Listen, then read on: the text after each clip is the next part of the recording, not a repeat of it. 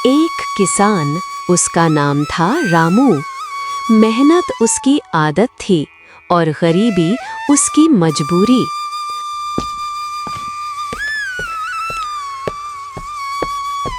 बेटा रामू बहुत देर से खेत में लगा है, रोटी ठंडी हो रही है, थोड़ा खाना खा ले। माँ, आज फसल की निराई पूरी करनी है। अगर आज छोड़ दिया तो कल नुकसान हो जाएगा। तुम घर जाओ, आराम करो, मैं बाद में खा लूंगा। तू हमेशा खुद को भूल जाता है बेटा, भगवान तुझे इसका फल जरूर देगा। माँ के जाते ही खेत के मेड़ पर एक बाबा प्रकट हुआ। रामू, तेरी मेहनत बेकार नहीं जाएगी। बहुत जल्द तेरा भाग्य करवट लेने वाला है। बाबा, आप कौन हैं और ये कैसी बातें कर रहे हैं? समय आने पर सब समझ जाएगा। रामू देर तक उसी जगह खड़ा सोचता रहा। अजीब बाबा थे, ना गांव के लगते हैं न जाने पहचाने। पता नहीं क्यों दिल घबरा रहा है। अगली सुबह रामू की माँ तेज बुखार में तप रही थी। माँ, चिंता मत करो, मैं खेत का काम जल्दी निपटाकर दवा ले आऊंगा। शाम को रामू गांव के नुक्कड़ पर बैठा था, तभी वही बाबा फिर दिखाई दिए।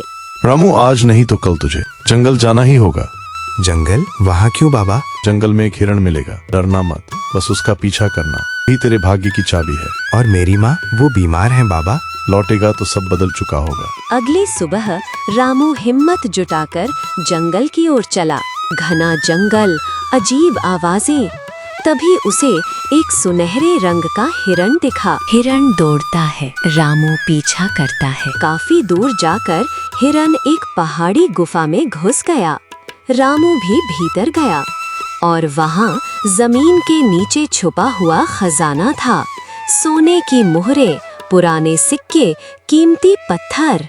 और इस तरह रामू का भाग्य ही बदल जाता है।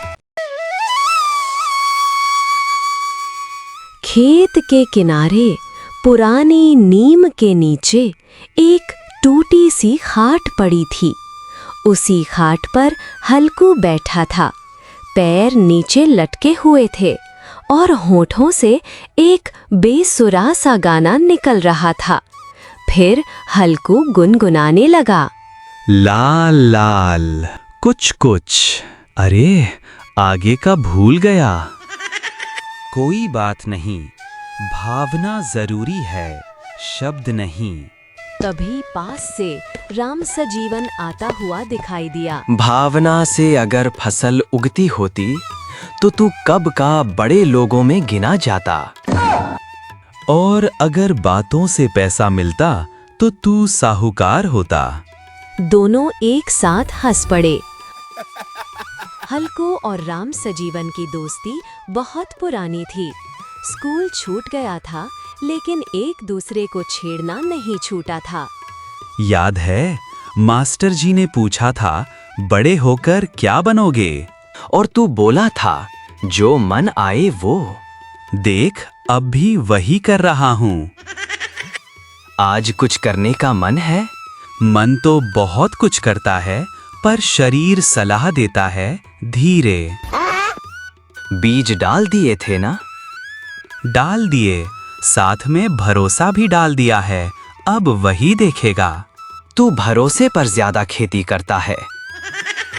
जिंदगी में 3 चीजें जरूरी हैं, रोटी, सब्र और ऐसा दोस्त जो बोले रहने दे। और चौथी? जो बैठकर गाना बिगाड़ दे। थोड़ी देर बाद घर गृहस्थी की बात चल पड़ी। घर से निकलते वक्त बहू बोली, जल्दी लौट आना। और तूने क्या कहा? कहा, कोशिश करेंगे। कोशिश शब्द नहीं, बहाना है। ऐसे ही वे अपना जीवन गुजार रहे थे।